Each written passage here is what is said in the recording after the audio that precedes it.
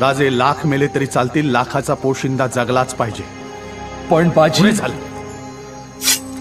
तुम्ही माझं ऐकलं नाही तर ही तुमची कट्यार माझ्या काळजात खुपसून तुमच्या पायावरती रक्ताचा सडा सांडली. मग खुशाल लढायचं असेल तर लढा. बाजी राजा, दादासाहेब, राजा, जल्दी करा राजा, गनिम दिसायला लागलाय. जा राजे जा.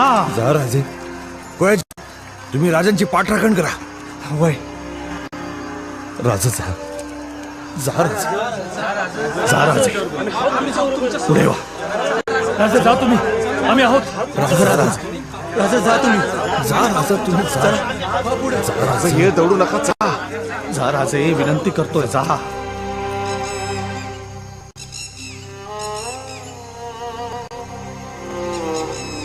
येतो. जा राजे. पुढे वा राजे. विशाळगडावर पोचल्यावरती तोफांचे 5 बार द्या. तोपर्यंत या घोडखिंडीत अडकून ठेवतो गनिम. या राजे या.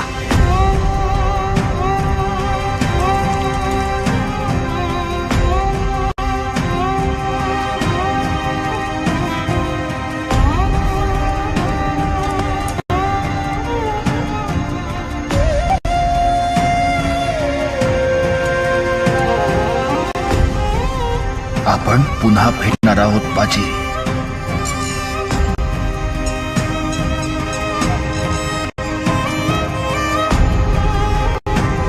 जय भवानी.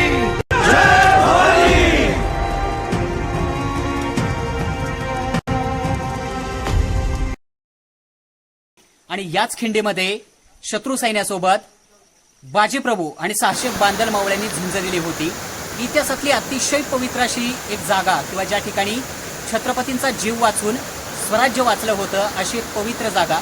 याच ठिकाणी बाजीप्रभू, फुलाजी प्रभू, रायाजी बांदल आणि ज्ञात अज्ञात कितीतरी वीरांनी स्वराज्यासाठी बलिदान दिलं होतं.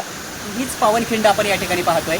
तर लाख मेले तरी चालतील, पण लाखांचा पोशिंदा जगला पाहिजे. लाखोंच्या पोशिंद्याला वाचवण्यासाठी, छत्रपतींना वाचवण्यासाठी आणि स्वराज्य वाचवण्यासाठी बाजीप्रभूंनी याच खिंडीमध्ये बलिदान दिलं होतं. त्यांच्यासोबत असलेल्या ज्ञात अज्ञात कितीतरी वीरांनी म्हणजे जवळपास 300 वीरांना याच ठिकाणी मरण आलं होतं खिंडीमध्ये.